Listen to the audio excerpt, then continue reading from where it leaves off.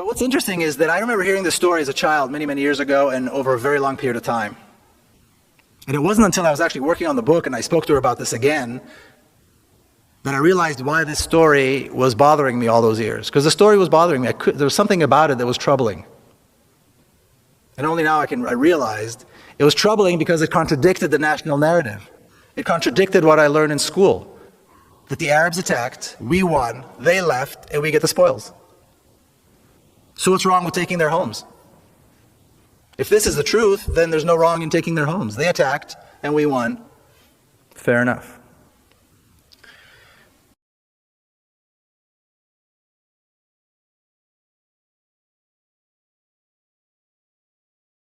But once again, like I said, hearing the story in the back of my mind over and over and over again kind of troubled me.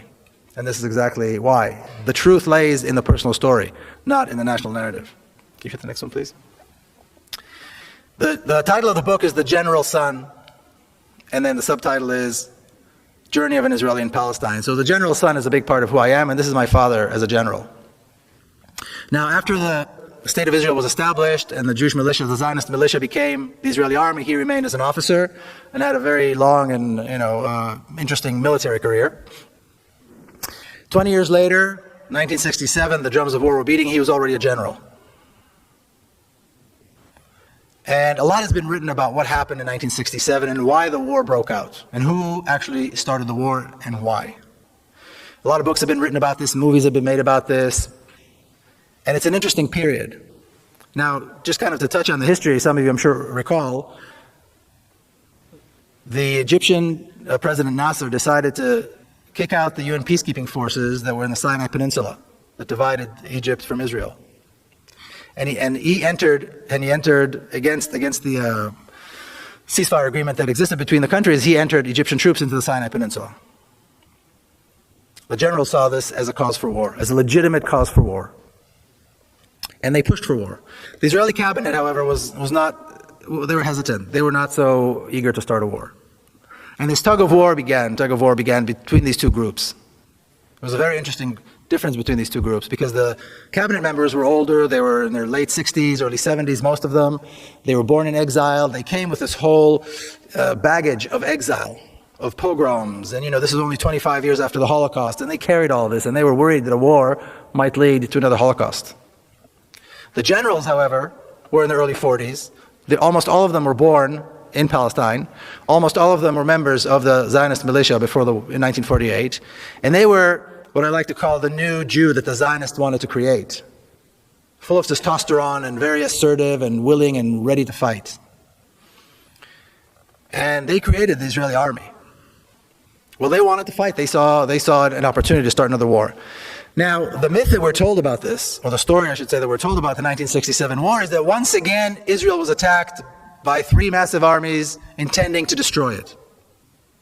And once again, miraculously, somehow, we, the Israelis, prevailed. Because we're smarter and because we're better trained and we're more motivated, and as we heard now recently, we're somehow culturally superior as well, perhaps. Who knows? But for all these reasons, we prevailed and we defeated the Arab armies. Once again, when I was working on the book, I decided to go into the Israeli army archives to learn about my father's career. Like I said, he had a very, very interesting military career. And I was interested particularly in reading the minutes of the meetings of the generals leading up to the 1967 war. Now, once again, a lot has been written about those meetings. So I wasn't expecting to find anything new, because I'd read everything that was out there. But as soon as I began reading, I saw something that I'd not seen anywhere else. My father says this, and several of the other generals say this, in their attempt to convince the cabinet to start the war. And that is that the Egyptian army is not prepared for war, and therefore we must attack now. In fact, they said the Egyptian army needs at least 1.5 to 2 years before it will be prepared for war. So we have a tremendous opportunity now to once again, this will be the third time, to destroy the Egyptian army.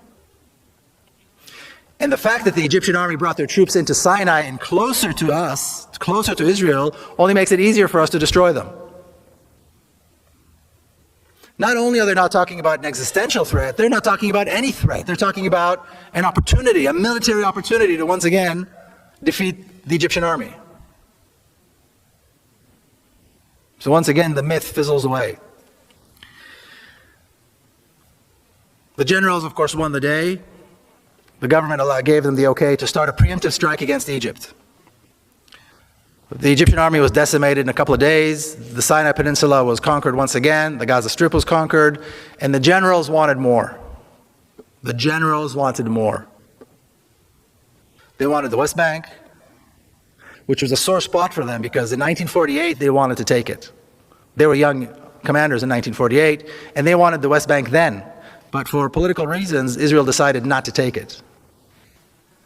Well, here was their opportunity, and they took the West Bank. And they'd wanted the Golan Heights for a long time too, because it's high up above the Galilee, and there's lots of water there, and they took that as well.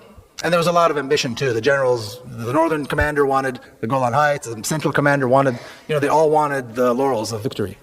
They had no doubt that they were going to be victorious. In 6 days, the Israeli army defeated and destroyed 3 Arab armies, conquered the West Bank, the Golan Heights, the Sinai Peninsula, the Gaza Strip, killed over 15,000 Arab soldiers at a loss of 700 soldiers to the Israeli army. 15,000 to 700, that's quite a ratio. And all this was done in 6 days as Arab armies were attacking them.